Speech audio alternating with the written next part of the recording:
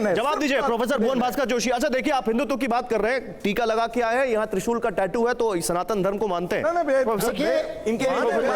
Professor भुवन भास्कर जोशी। बोलिए नहीं, अभी पर्सनल कमेंट नहीं, बोले दीजिए। व्यक्ति अभी रुक जाइए, मैं आपको हिंदुत्व है तो देश सुरक्षित है। जवाब मैं आपको बताना चाहता हूं, जो हमारे साथी ने कहा कि अमेंडमेंट की बात इन्होंने कही संविधान में, जो संविधान में अमेंडमेंट करता है, चाहे भाजपा की उसकी बात नहीं है प्रोफेसर जोशी। नहीं प्रोफेसर जोशी, अभी मुद्दे से मत हटिए। जनता पार्टी को समाजवाद और धार्मिक स्वच्छता से दिक्कत है। आप मुद्दे पर रहिए, आपसे सवाल पूछा, हिंदुत्व से देश, अरे सर मुद्दे से मत हटिए, बहुत सारे लोग हैं। हिंदुत्व ही देश सुरक्षित है, आप मानते हैं नहीं मानते, समर्थन करते हैं कि नहीं? हमारा साफ कहना, ये देश सुरक्षित है 140 करोड़ लोगों से, जो हिंदू मुसलमान सिख ईसाई है, इससे देश बनता है। ये देश बनता है हिंदू और मुसलमान सिख ईसाई की एकता से। और कहना चाहता हूं, बाबा अंबेडकर के अपमान की बात गृहमंत्री अमित शाह क्या कह रहे थे?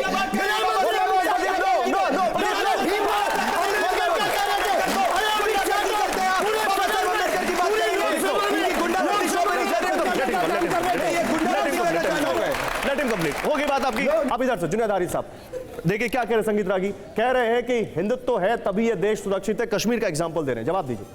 कश्मीर नहीं, अफगानिस्तान बांग्लादेश और दुनिया का एक भी इस्लामिक कंट्री नहीं है जहां पर डेमोक्रेसी वाकई में ठीक है, जवाब दीजिए। सहिष्णुता के साथ खड़ा है।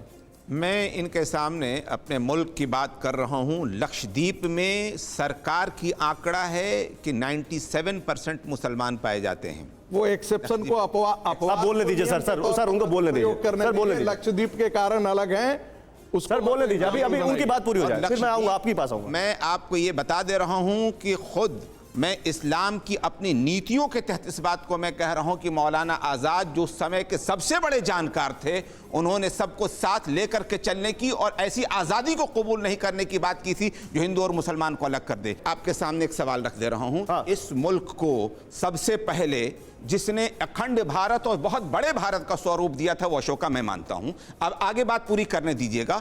उनका मजहब बुद्धिज्म था, इस मुल्क से बुद्धिज्म उठा, बुद्धिज्म पूरी दुनिया में फैला। किसने उसको खत्म किया? उनके पोते बृहद्रथ को कत्ल कर दिया गया इसी मुल्क के अंदर। किसने कत्ल किया? और फिर उसके बाद पुष्यमित्रा के द्वारा जब आगे की कहानी आगे बढ़ती है, हिंदुस्तान से बौद्ध विहार तोड़ दिए गए, बौद्ध खत्म कर दिए गए और अब संख्यक हो गए। किसने किया?